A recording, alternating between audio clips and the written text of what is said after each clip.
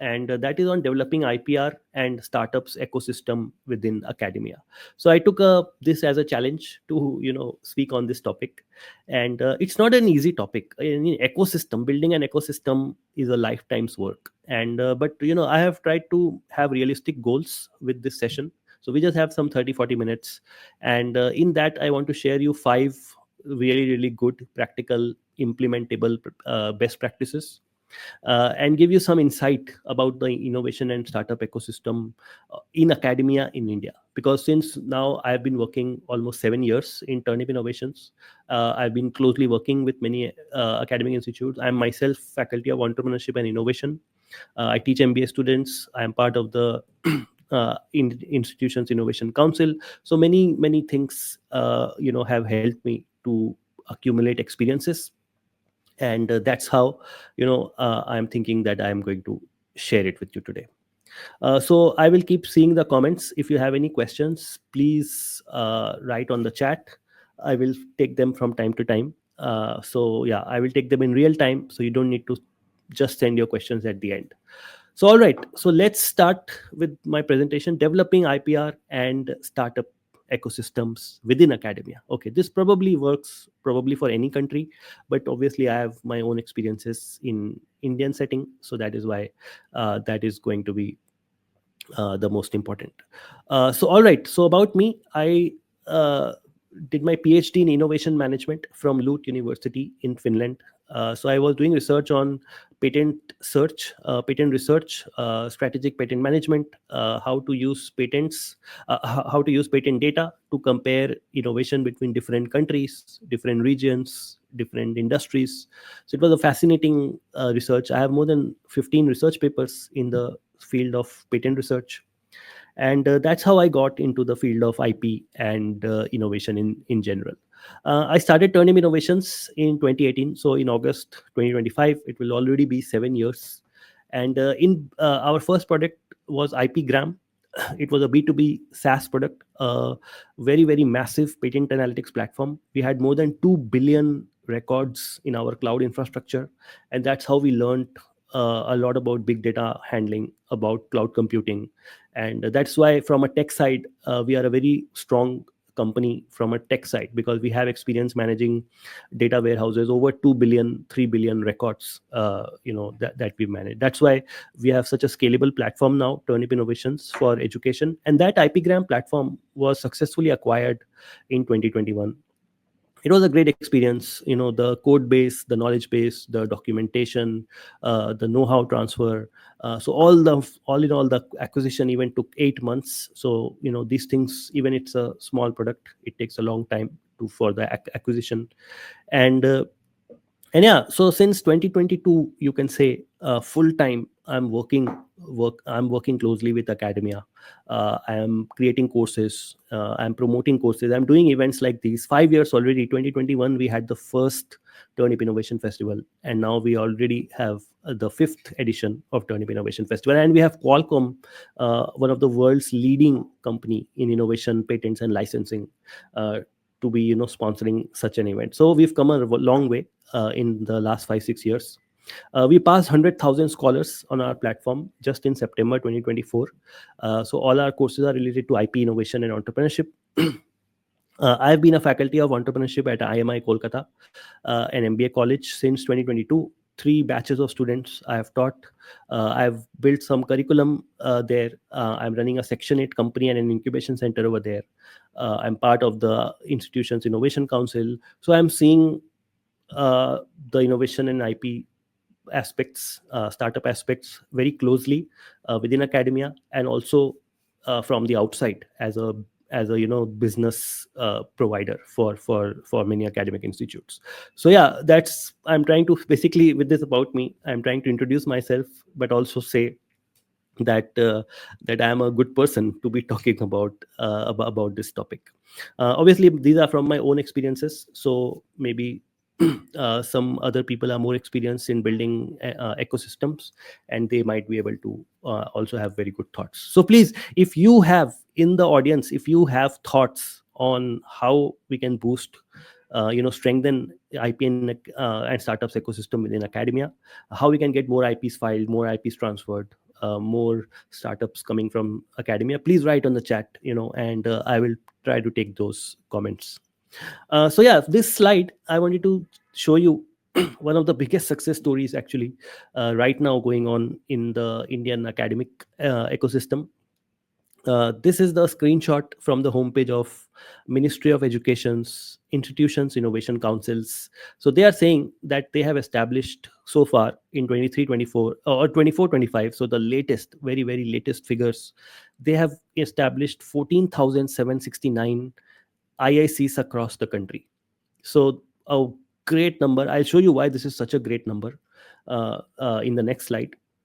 But this gives you an idea that this is like one of the most successful initiatives of the government has been trying like many different ways to promote IP and innovation in academia, but I think that this initiative is quite wonderful.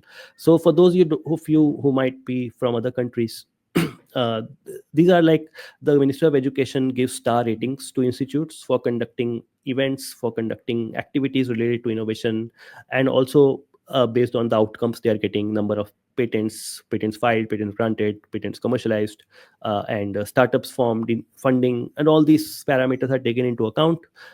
So they try to see how vibrant the startups and IP ecosystem is there in that particular institute, and the government, the Ministry of Education's innovation cell, is giving a star rating to these colleges. So this gives them a lot of weightage in accreditation, as well as gives them motivation, so to improve next year. So yeah, Dr. Amit Kumar Tiwari, thank you. Wonderful. I really appreciate also that you are in our ecosystem for this long, and still, you are supporting us. So a real honor to have you in our ecosystem. So yeah, so this IIC slide I wanted to show you. So take that number as a reference, 14,769, because now I'm going to give you a bit of a reality of what is happening within academia in India. So uh, there are about 50,000 higher education institutes in India. So I looked at ChatGPT, it was saying 52,000. And then I corroborated it with the latest UGC report that I found online. And they are about saying the same number. So 50,000 is about the same number. So I looked at a bit more details. So about 1,100 are universities, central universities, state public, state private universities, all combined. We have around 1,100 universities and about 46,000 colleges, and there are some other standalone higher education institutes. So together the number is coming out to be 50,000 academic institutes. And in those 50,000 supposedly are 4.18 crore students enrolled in higher education. So here, uh, I mean, when you see this big number, 4 crore students, then you think that 50,000 universities are a bit less. You would ideally want more institutes in India that will cater to such a big, and possibly if there are more universities, even the number of students can be increased who are enrolled in higher education. So 4 crores, if someone doesn't know, it's 41 million students. So 41 million students in India are enrolled in higher education. So that's a very big number. Some countries don't even have their full population as 41 million.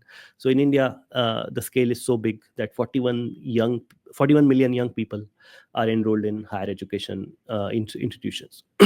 And out of that, I am assuming out of that, the number that IICs are quoting, the Ministry of Education's innovation cell is able to capture 30%. So 14,769 is a number where number of IICs that have been established. Okay, so that means even with the might of the government, the Ministry of Education, even with such a big success story that IICs are, still we have only captured 30% of the pool of all the institutions in India, all the higher education institutes in India, to be having some kind of a IICs. But I'm talking not about the best success story, which is IIC. I'm taking like even like the next step. Okay, if you think about it, how the Indian academia is, so basically the summary of this slide is it's a very long tail distribution. Okay, that's the subtitle on the slide, that you see, a long tail distribution. So 2,781 only institutes took part in the Ministry of Education's NIRF rankings in 2024. That's the NIRF site. If you see, they have ranked about 300 universities. The ranking, slab, you will see that it's about 300 colleges or something like that that they have ranked. So only 2,700 institutes took part in the NIRF ranking. So can you imagine, like out of 50,000 only, the pool was like so small. And then it's just these 300 universities who are actually ranked. There's a band, 200 to 300 band, which is the highest band. So that means only about 300 universities in India are, you can say, the focus of everybody. Okay, these are the good universities. All students want admissions in these universities. All corporates want to hire and conduct placement from these universities. Even at tech companies like us, they all want to target these good universities. But the thing is, it's such a small market. That is why if you see this numbers, 300, 500, you take the upper limit, it's not a big market for any edtech company to survive. Okay, that is why edtechs have struggled so much, because if you just target the IITs and the top universities, the number is just 300 to 500. So that is not at all a big market for a private company, edtech company, to survive. And that is why you can see that tech platforms are heavily skewed towards coaching or entrance examinations, where you have a pool of 10 lakh students or 1 million students who are appearing for IIT JEE and all the related examinations. So that's why the tech industry has gone away from providing much of education in the so that's what the summary of this slide is: a long tail distribution. So this is why I'm trying to set up the stage for my talk, is because of this long tail skewness that you see. You have basically a pool of 49,500 colleges who are not in the limelight, who are not being considered very seriously by students or placements. And obviously the innovation and the startups part comes after that. So the point is, innovation and entrepreneurship are macroeconomic trends. So even the 300 colleges that are in the limelight, they also struggle to give placement to all their students. Okay, and I was just a couple of weeks ago, I met Chandrasekhar Ghosh, one of my idol. He's the founder and chairman of Bandhan Bank. And he told me in person that nowadays education loan is one of the worst assets of the banks. Okay, the banks they're not wanting to give education loans because obviously the placement expectations are not being lived up to. And students, obviously, when you see the website of the universities, they show you the best placements. Okay, the best placements of very very high numbers, but obviously that is not the median placement.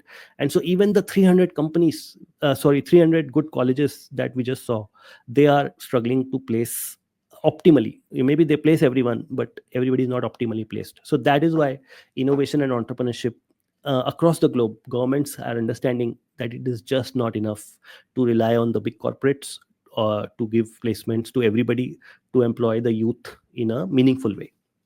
So that is why it is such a macroeconomic trend, and that is also Turnip's vision, to cater to not just these 300 colleges, but go towards the long tail, which is the 49,500 colleges, where it is an urgent requirement to make students employable optimally. All right, so with this I come to some practical insights about uh, okay, good point by Dr. Amit Kumar Tiwari. The low participation in NIRF may stem from lack of awareness, limited resources. Yes, you're right. There is actually quite a overhead if you want to apply for NIRF rankings. And also, the rankings may be favoring some other institutes. So maybe some other institutes are thinking, why to even apply when we are not going to be in a because if somebody is in the NIRF rank 350 or 500, then obviously it's not a they cannot also showcase that on to their students to boost admissions. But yeah, good point, good addition to this conversation. So yeah, let's take one by one. I have 5 points, so in the next 20 minutes I want to share 5 points related to building IP startup ecosystem. I've tried to keep the expectations low, because building IP startup ecosystem is a life's work and it's a very big thing. So if I keep the expectations low, at least we get something out of today's 20-30 minutes that we have. So the first thing is, you need buy-in from top management. If there is no top management support, it's very difficult to build IP startup ecosystem. Because if you think of innovation, it requires, if you have a plant grows, a seed requires fertile soil. Okay, it requires optimum conditions, it requires water. So all these things are there that needs to be there for innovation to grow. So innovation requires a fertile ground. And that is why I say that it is, if you are top management, you should understand that it is your will that will percolate down your organization, and that will help in building the IP startup ecosystem. And if you are in the middle management, and if you want to develop the IP ecosystem in India, then you have to get the top management in. Okay, otherwise you might organize some ad hoc events, but ad hoc events is not going to give you a long term solution to you. And you are always going to keep you know doing things, because just because IIC is saying that you should conduct certain events, you're going to conduct those events. But unless there is top management support, so some practical things I have tried to say here. Innovation and entrepreneurship should be part of the vision. So every institute has a vision statement. The two words should somehow be there, so that it is always reiterated within the organization and to the students. There should be some funds allocated specifically to boost INE activities. It doesn't have to be much. The funds can be bare minimum, because even like we do lectures, we do guest lectures, we invite eminent people, and they come because we respectfully invite them. We respect their time, and they don't ask for any type honorarium or anything, because they are already so successful. So we only give a small memento or a token, 300, 500, 1000 rupees. So that is how, at low cost you can organize some, says, guest lectures. So you don't need that much funds. I know at some point the government, the accreditation bodies were asking what is the percentage of funds that are allocated to research and INE activities. But there was a lot of pushback by the academic institute that it's not a good metric. But anyways, you do need some funds. Okay, it can be a few tens of thousands, it can be a few crores, depending on what kind of institute you are, what kind of vision you have. You need to specifically allocate those funds for that. So not like whenever you need, just come to the central authority and then ask for those funds. So if some funds are specifically allocated, then it's a very good thing. Then you know that you have to spend those. Yeah, many ways to get top management involved. You can inaugurate an incubation center, you can inaugurate some kind of a new initiative like an entrepreneurship summit. So you, when you have all these chances, you can invite top management to your to your to be part of the new initiatives. For example, you can just launch your IP and startup policy. Okay, and how to launch, I have just mentioned how to launch. So IP and startup policy, if you want to launch, usually it is the first step in developing an IP and IP startup ecosystem. You ideally want not just to upload a PDF file on a website. Okay, that is not how launching works. How a good launch will work is that you print brochures or hard copies of the IP policy, you send it to all the HODs of the institute, you hold some kind of a launch event, okay, where some industry mentor or some eminent person is coming, and you can say that this is kind of a launch event, or the top management can do this kind of a launch event, so that it becomes part of the news. Okay, that is PR at its best. So you need to create a newsworthy PR event to launch the IP and startup policies, and that is how a true launch goes. And that is how the top management will be involved in the IPN ecosystem. Build an academic calendar of events. At the minimum, you need annual events. I have one more point stressing on that. And these are all normal things. IPR entrepreneurship should be as credit courses or MOOC courses. This should be part of the entire, it will be part of the organization. So yeah, that's one. Okay, very, very important, the first step. The second, both IP and entrepreneurship ecosystem, if you think, it requires a strong industry academia interface. And industry academia interface cannot be built in few days. It's a lifelong thing. It's a relationship built over years. And you want to ideally hire salespeople for that. Okay, you don't usually faculty themselves don't do very well in these kind of roles because they have limited exposure to industry and sales and marketing. So but if you think about it, tech transfer is all about sales and marketing. 80% of tech transfer and tech commercialization is about building relationships, and selling, going out there, doing outreach, and so on. Okay, so a very small part of tech transfer is about knowing the technical details of licensing. Nowadays in ChatGPT, you can get such a great tech transfer agreement, licensing agreement. So you don't even need a very, very big, qualified registered technology transfer personnel or any kind of licensing professional to, come in these roles, because you ideally need a sales role. These are sales function: the incubation manager, industry academia interface, tech transfer, TTO.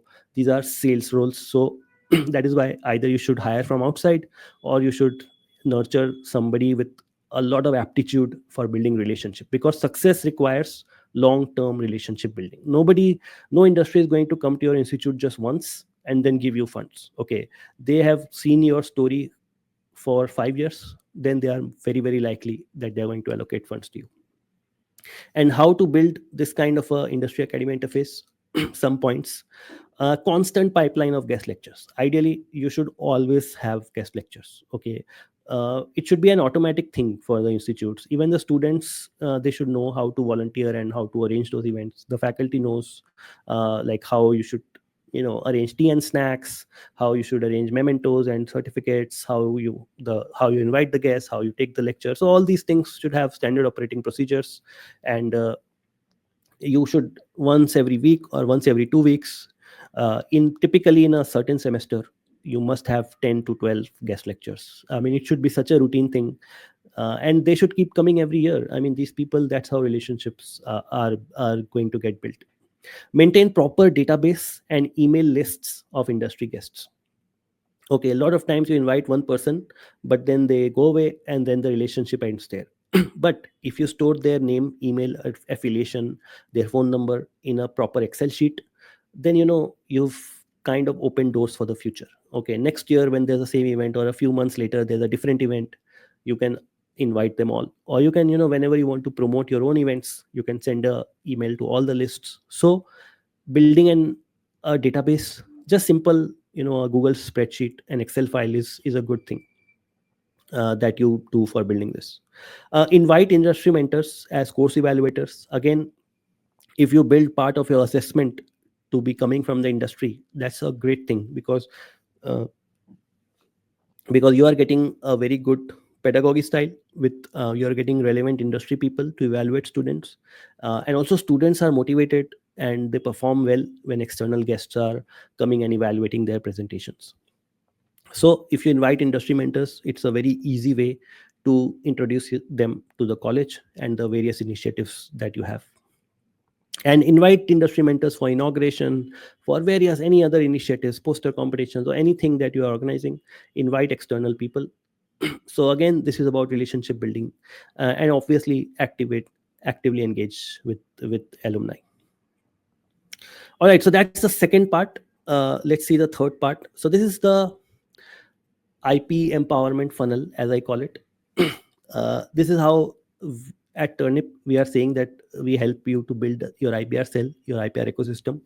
And this cannot be bypassed. Okay, this funnel cannot be bypassed, because at the top is awareness. Okay, where all stakeholders means all students, literally all students, administration, faculty, everyone, they should undergo sensitization courses on patents, on intellectual property rights in general, entrepreneurship in general. So this is like, you need MOOC certification. They are usually low cost. And some institutes have even own credit courses in house. But the point is that you want to make sure that everybody in the ecosystem who enters the ecosystem is getting impression about these words: IP, patents, trademarks, copyrights, startups, and all the concepts and related to startups.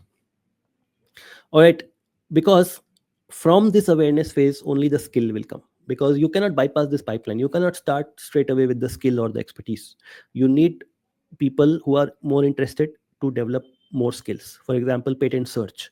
Okay, that's a very important skill, but it comes a little bit after awareness. You can't just teach patent search directly to students or faculty. Okay, so patent search, knowing the patentability criteria, knowing key entrepreneurship concepts like how to compute total addressable market, what constitutes as a minimum viable product, ideation. So these kind of extra skills, I call it the skill phase, where the focus on learning key concepts and skills. Okay, from this skill comes the expertise. Okay, here you are talking about having either hiring or developing in-house registered patent agents.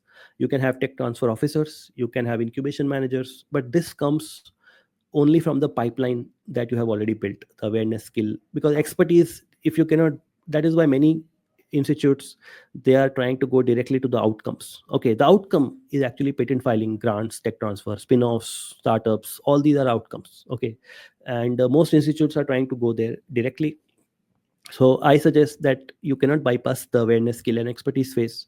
That's why consider this as a macro level view of how you want to implement an IPR ecosystem. By the way, the same works also for startups. You also need the same kind of a pipeline. All right, so the fourth point is build a calendar of events. Simply, doing such a simple activity boosts a lot, rather than having ad hoc events. Ad hoc events are the worst, because you are doing it simply because, okay, you need to do an event. Okay, but instead you can say that every event that you do, it's kind of an annual event. Okay, and annual events get get part of the academic calendar. Okay, if they are in the academic calendar, then no one can touch it. Even other parts, even other administration, other departments, they will know that something like this happens every year. Okay, I mean, it's insane how valuable doing annual events is, because when you have annual events, you can use the marketing material from last year, you can use the same email from last year, in invitations from last year. Even the students pass down their knowledge to their juniors about how to conduct such events. So always you should have annual events rather than ad hoc events. So very some small examples: entrepreneurship summit. You should just make sure that every April or every August, when new students come in, we will do an entrepreneurship day. We'll conduct an IPR conclave. We will invite industry guests. We will conduct an innovation hackathon. We'll do an annual IP audit, some kind of a boot camp. We will do poster competition with external judges. We'll do an annual investor meet. Basically, sky is the limit if you have imagination. So this is my very simple recommendation to whatever event you do, you make it an annual event. Okay, give them names, so that when you give a name, there is more dignity to the event, and there is more possibility that news or the newspapers are going to pick up on those events, and you are going to have free PR. So I hope so far everything is making sense, and then this brings me to the last slide I have, and that is to reimagine curriculum. Okay, if you just reimagine curriculum, the possibilities to engage with industry goes over the roof. Okay, most institutes have significant freedom nowadays to developing their pedagogy styles. Okay, many higher, at least higher education, almost all institutes can develop their own curriculum, own pedagogy.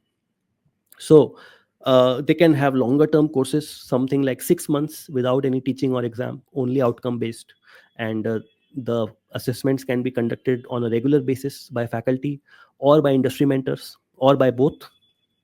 So these kind of assessments can, you don't need exams, because exams are failing a lot nowadays. I don't think that making students sit and these kind of traditional exams are giving too much benefit.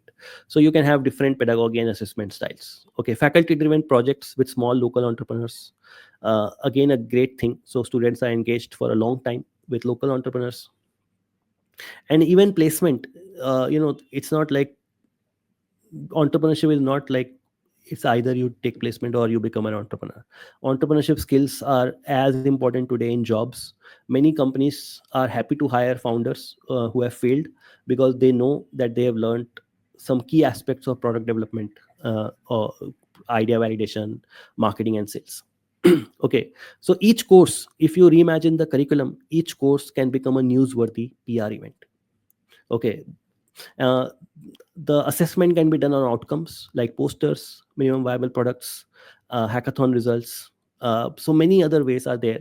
So I mean, just sit, have a higher level meeting of how you can reimagine the curriculum that somehow helps in building the IP and startups ecosystem. With this, I'll take a few questions if you have. We have like 10 minutes. So if you want to contact me, you can follow me on LinkedIn, or you can contact me via email. So these are my email addresses: rkapoor@ipgram.in. So please, if you have any questions, please feel free. And if you have even ideas about how to develop startup and IP ecosystems, please write on the chat. Maybe I have missed out many things. Obviously, I have missed out many things. So if you have any unique ways in which how IP and startup ecosystems can be developed, please write on the chat, because this is now a community, YouTube. So it's not just like I am speaking and you are listening. So as a community, we can learn. If you can put on the chat any ideas you have that can help, you know institutes to file more patents, get more patents granted, get more tech transfer, get more startup spin-offs, so please, that would be great. Informative session. And okay, let's see what Kesterly Siemyong is saying. A college has an IC cell which was awarded as top performing cell among the colleges at my state. Wonderful. We are in our third year. Things magic starts to happen after 3 years. Believe me, when you start, it's very difficult. We follow the schedule as you had projected by you in your presentation. Well, it somehow corroborates that I have talked sense, because these slides were completely new. I made it in the last 2 days. So the slides were completely new. So I'm happy with this comment of yours, that what I said was not random. Okay, it was going in a certain path. How can management, that is principal, can convince the promise of INE for students to jump into? I beg your pardon, folks, that I'm for saying some things.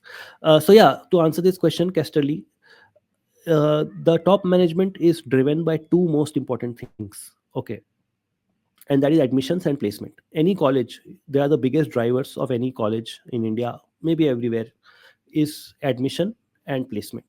Okay, and INE is going to help in both. Okay, admission obviously is knowledge, because it's a revenue thing, and also students have to be interested in a college, right? And placement, they are both self-fulfilling. Admission leads to placement, placement leads to admission, so it's a very nice kind of a circle.